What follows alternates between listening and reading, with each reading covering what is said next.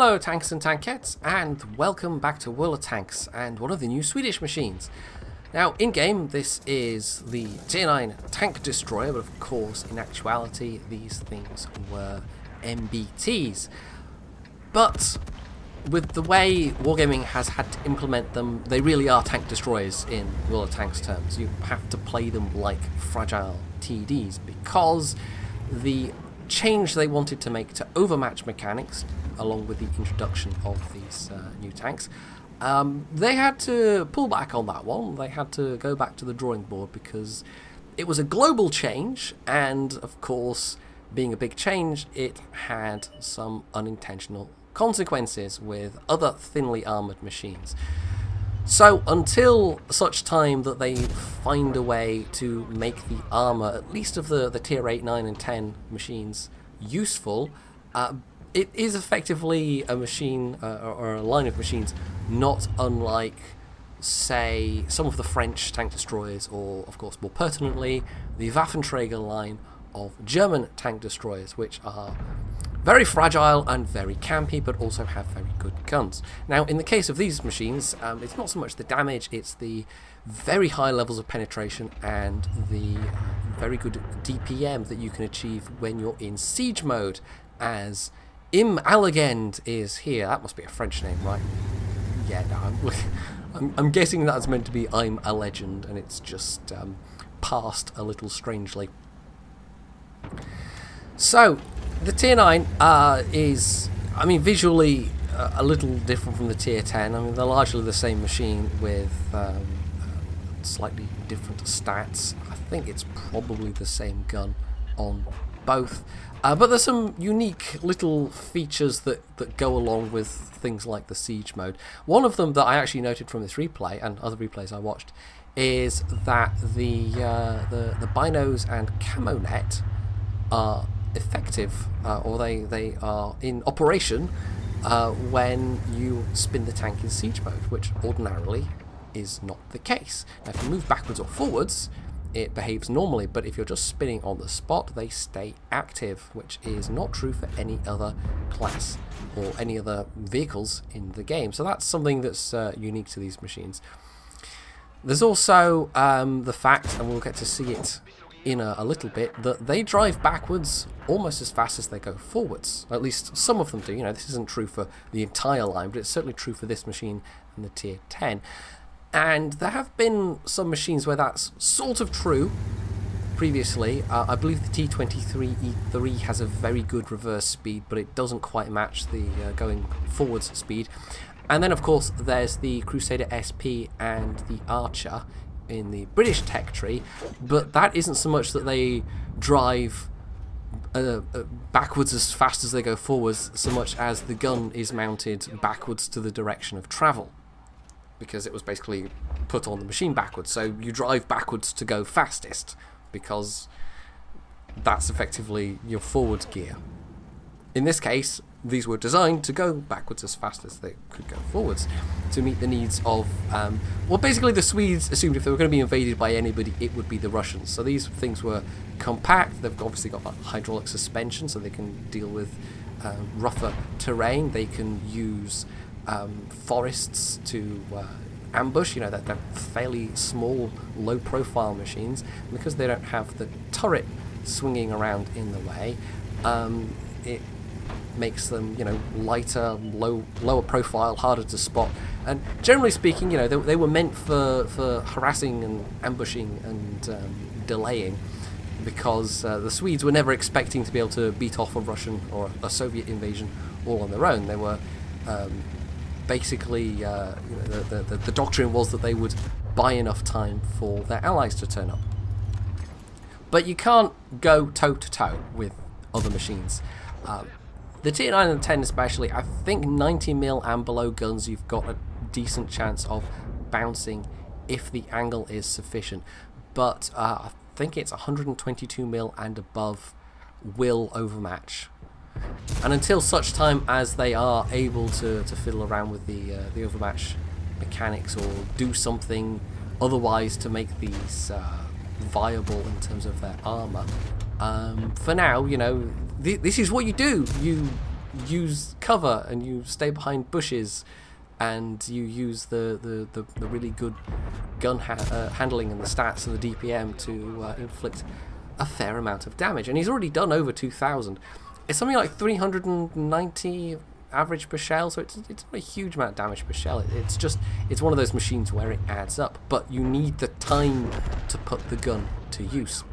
Now this game, I mean, his own team has been very campy and defensive, and it's maybe tempting to point the finger at them and call them noobs, but then you look at the team list and you realize the enemy team has all of the armor, so you can maybe start to understand why they were reluctant to go and try and push the hill, because the enemy team's got IS-3s, an IS-6, it's got T-10, it's got Type 4 Heavy, there's T-34, T-30, T-29, you know, all have at least some armor, and those last couple of examples, you know, it's turret armor.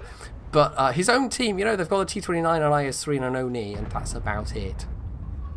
So it was a bit one-sided, and you can understand why they were reluctant to try and go toe-to-toe. Talking of armor, though, I mean, this gun has such good penetration that Type 4 Heavy's armor basically doesn't matter. He was able to punch through the front of it with ease. He is, however, just about to get, I think that's the only bounce that I think he does have. Every other shot that he hits does pen, although not all the shots hit.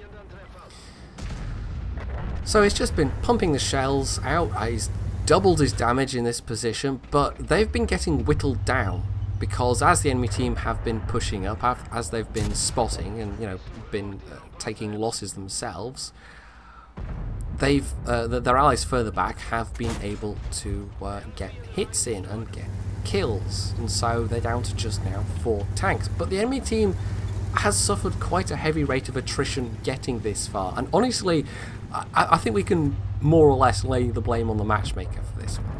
Both sides had to find this quite frustrating.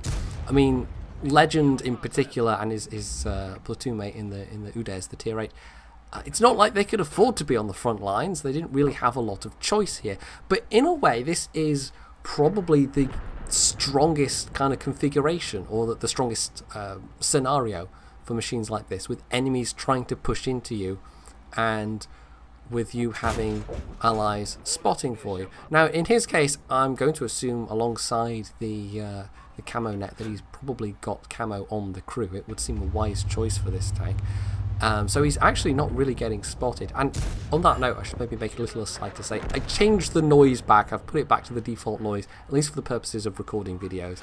I think one too many people were finding it a bit creepy or weird. Even though I would have thought that, you know, Portal, quite a well-known game, that people would have enjoyed the reference, but apparently not. Anyway, so that's one more tank gone. That T10 was, it didn't really stand a chance, to be honest. So it's just now him and the Scorpion versus 3 enemies. The Leo, the SU-100M1, who hasn't actually been spotted at all, and a Super Pershing. And in theory, the Super Pershing's armor ought not to be a problem for this gun. In theory. But it all depends on just how much RNG decides to troll you. There's a bit of foreshadowing for you. So at this point, I mean, he's still got full hit points. He needs to get on the move here. The Scorpion has taken some damage. Can't really afford to be the one on the front lines. So he spots the Super Pershing. The Leo was still in the same position. The Scorpion takes him out, but at the same time gets taken out by the Super Pershing. So that's not good. So the SP knows that he's here, and that's his first damage that he's taken, actually. Actually, no, that was, he blocks damage there. It's the M1 that's shooting at him. So, from this position, I mean, the M1 must be down there as well. From this position, at this angle, I think he's relatively safe from getting penned from the Super Pershing, but the M1 might be a problem, because I think that has 122 mil, or is it like 100 mil? I can't remember. So at this point we see just how good the camo is, or maybe just how bad the view range on that Super Pershing is. And it's not like it's got horribly bad view range per se. Perhaps he's had his commander knocked out, or his Well, actually, no, it would just be the commander being knocked out, wouldn't it? But yeah, this is the point where RNG does troll him. He's going for what ought to be not too difficult of a shot. This is the commander's cupola at just over 330 meters, and this is quite an accurate gun. And he's in the siege mode, and it's just not happening. It's just not happening at all. And he actually had maybe a chance of penning the upper front plate with this amount of pen, and especially now he's using the premium rounds. But instead, I mean, it's one of these things. Sometimes the super Pershing in particular, everybody knowing that Commander's Hatch weak spot can actually be beneficial because people try and hit it. And he's managed now 2 hits, and actually that was the one that got him spotted. But it took him a long time to do it. It wasn't easy. So you know, that super Pershing, he's probably Legend's probably cursing his luck slightly. That super Pershing should maybe be dead by this point, but instead still very much alive, although hanging on just a slither of health. Now you could tell from the direction markers that the M1 was firing off from the side a bit, so he's maybe more on the B or A lines rather than right behind the super Pershing, or well, not right behind, but you know, further back along this this line of vision.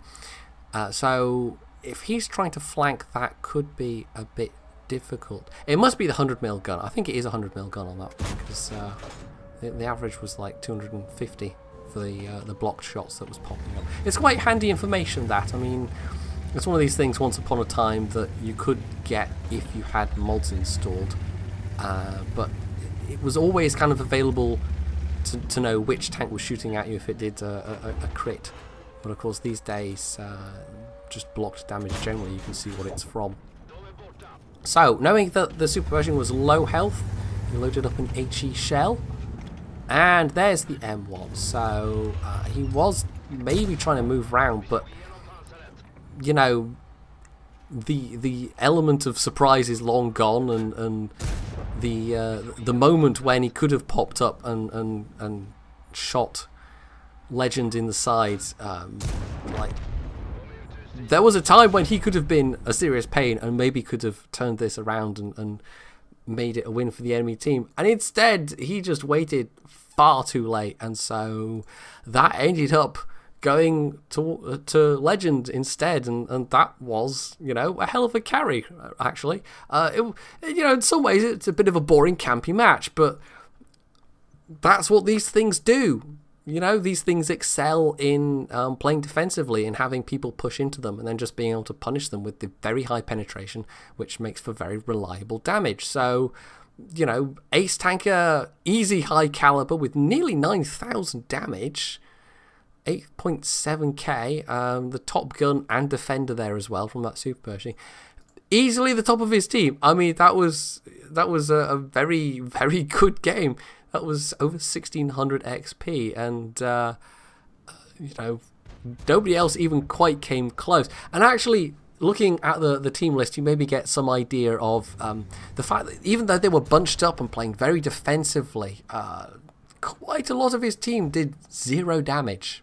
Also, they had an MS-1 in a bizarre fail platoon, so that's something maybe I should have pointed out before. But anyway, so yeah, the team had that disadvantage as well. So he really did have to do quite a lot of damage in order to carry that, and in the end he was able to.